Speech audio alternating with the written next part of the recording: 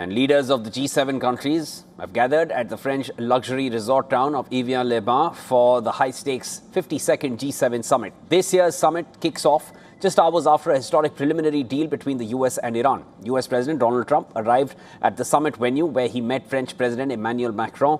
Speaking to reporters, Trump said that the deal with Iran is all signed and the Strait of Hormuz is already partially opened, adding that it will be opened completely once the deal is formally signed on Friday. I'm very happy to say it's signed, the deal's all signed, and the strait is already partially opened. As you know, they're doing a little hunting for a couple of mines that they've already found, but it's essentially ships are starting to go out now. On Friday, it'll be completely opened. Later, Trump was seen alongside the other G7 leaders holding discussions and even posing for photographs.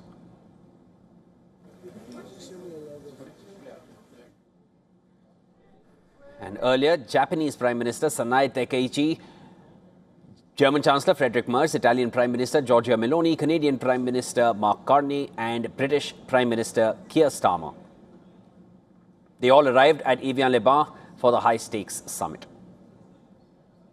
Brazilian President Lula da Silva and Egyptian President Abdel Fattah el-Sisi also arrived at the summit.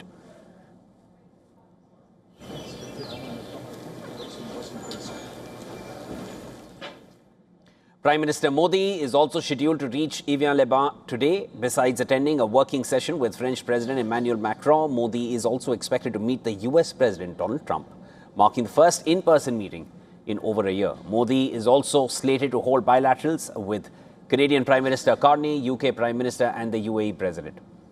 Meanwhile, Ukrainian President Zelensky has arrived in Geneva before heading to the G7 summit. Zelensky is expected to meet US President Donald Trump and discuss bringing the Ukraine war to an end. In a light-hearted moment in Geneva, Zelensky said that he was planning to travel from Geneva to the G7 summit by car as US President Donald Trump took all the helicopters. While earlier in the week, Zelensky had urged a decisive and substantive response from the G7 leaders after the latest wave of Russian strikes that killed at least 11 people. He revealed he had proposed a meeting with Russian President Vladimir Putin at the G7, but that Moscow was not ready for it.